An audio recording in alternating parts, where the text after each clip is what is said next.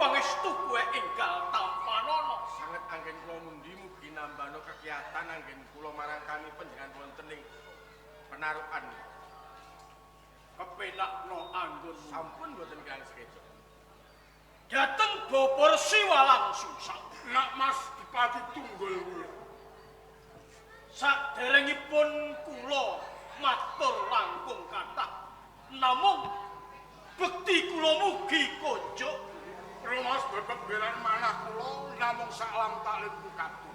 Sampun kula tampi mugi dadosaken teguh yuwana mila saking niku. Rening sekathahing nayaka praja wonten ing pendopo penarokan nika persasat jejel iya ngantos dumugi wonten ing pangurahan Jawi. Mila saking niku kula aturi kendel santawis. Sendika bali marang Sirote Patih Tunggul Patih. Dawuh kadimbalan. Selak nata rasaning penggalihku kadiparan pawaratane ing Kabupaten Penarokan dina iki. Pareng matur lepat nyuwun ageng bangsa. Ing penarukan wekdal menika para kawula panggesanganipun subur makmur. Mirah anggenipun tinumbas, subur anggenipun tinandur. Tentrem ayem gemah rupa katata lan raja. Menawi panjenengan kirang nuju krana monggo.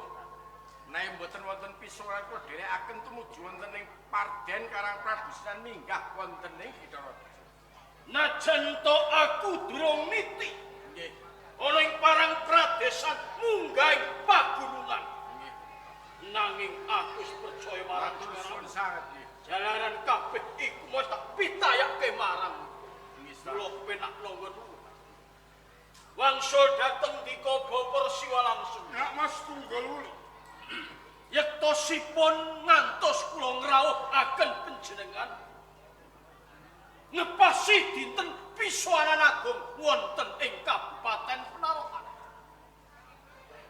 Nggih anak murid panjenengan badhe nyuwun pirsa.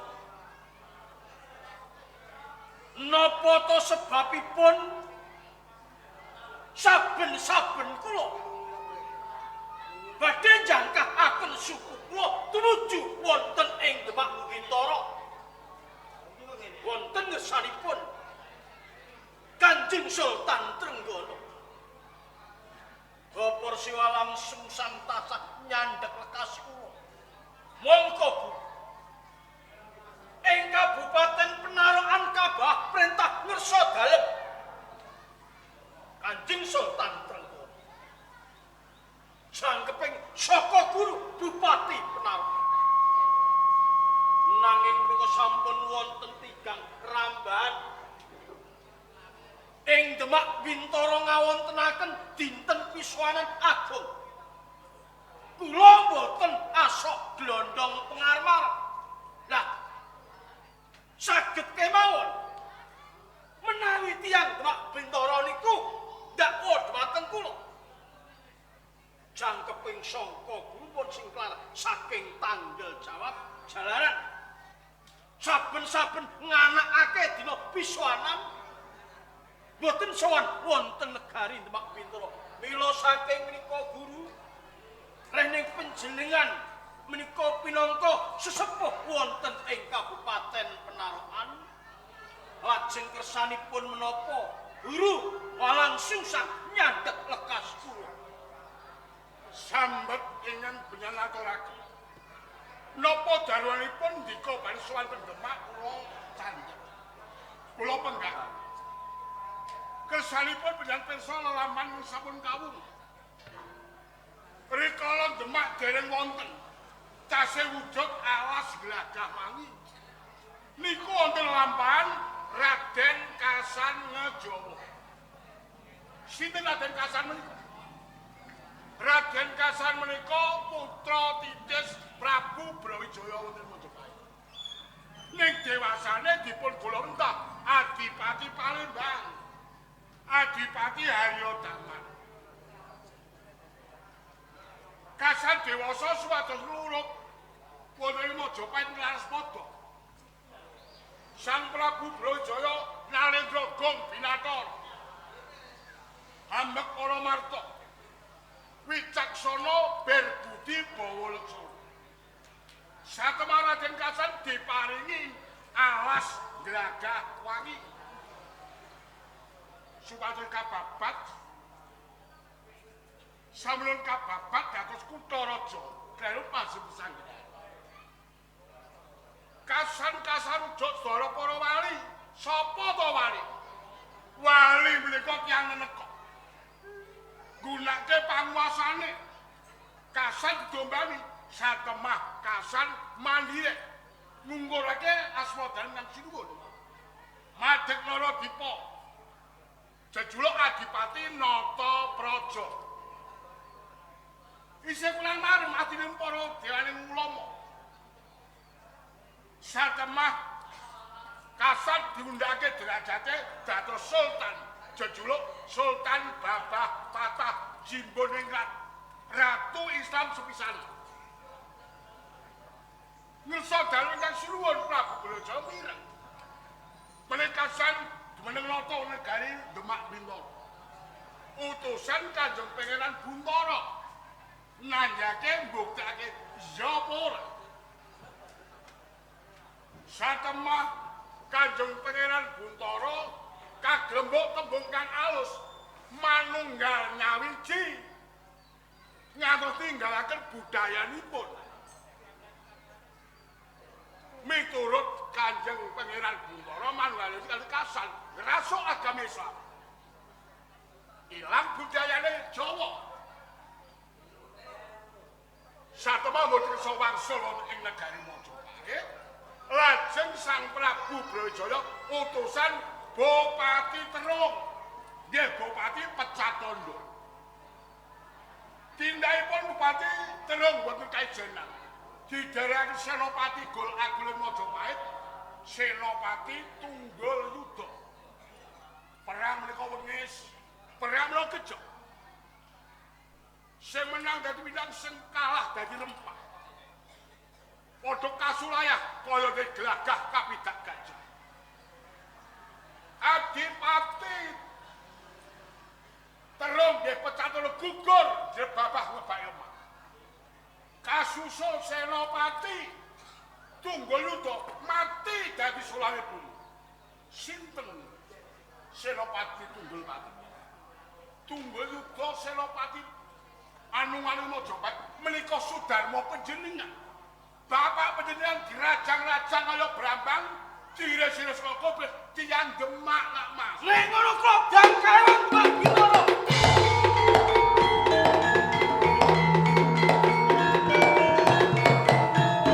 Ingin nyoba persiwalan susah. Kula badhe nglonggo ludirane wong-wong ing Demak Bintoro. Niku pintere Sultan Trenggono sakmenika. Nutup-nutupi wadine sampe diangkat dadi pati wonten ing Penarukan. Karepe barang cek, barang gugat sedane tiyang sepuh panjenengan. Nggih. Aja nganti lan mluruk wonten ing Demak Bintoro. Sulung mlebu geni. Ning sawetawis pindha wegolan digasari. Lha wis sampe dados perembanganipun tiyang Demak. Urung tanwura wonten Sraya saking Demak. Tumapak nandhake napa kersane Nak Mas Dipati. Aja dianggep kula niki ngrinjini barang sing bapak mboten. Nek sawetawis kula tak sumingkih. Oh, monggo. Ben boten dikertosi tiyang-tiyang. Monggo. Wis Dipati. Kula tahu.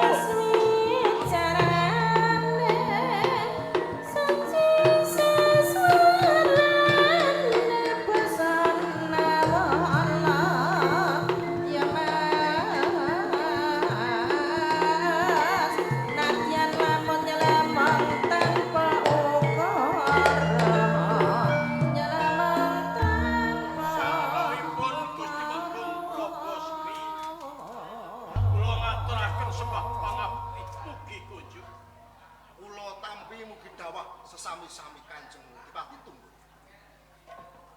Nanging nuwun sewu sak rawuh panjenengan emanipun boten cecala langkung rumiyin. menawi panjenengan cecala langkung rumiyin kula utusan prajurit supados mapak wonten tepes pilingipun Kabupaten Penarokan nilakaken gunging panuwun keng tanpa pepindhan dene Kanjeng Dipati Tunggulwulu tansah pegatosaken dhateng lampah sinaosa sedaya kala wau dereng kalampahan nanging kula matur suwun sanget Kanjeng Dipati Tunggulwulu katimbalan pangaksamanipun ingkang ageng menawi anggen kula minggah wonten ing Kabupaten Penarokan miyak sagunging para nayaka ingkang nembe kemawon sinuwun estunipun wonten wigatos ingkang badhe kula rembak kalian Kanjeng Dipati Tunggul menawi wonten wigatos monggo wedal sak menika kula aturi pangankan supados sedaya nayaka praja wonten ing Penarokan mangertosi wigatosipun mundi dawuh saking ngersa dalem Kanjeng Sultan Trenggono ing Demak Binto ingkang supados kula menika nanjengaken ngenani perkawis boten suwanipun Kanjeng Dipati Tunggul menawi kapetang sampun wonten tigang rambahan laminipun Kanjeng Dipati Tunggul Wulu boten arsa suwan ngabiyantara ing Kasultanan Demak Binto lajeng menapa ingkang dados darunanipun Kanjeng Dipati napa sebabipun kula boten sowan wonten ing Demak Bintara cetanipun kula mbalela ing Demak Bintara mbalela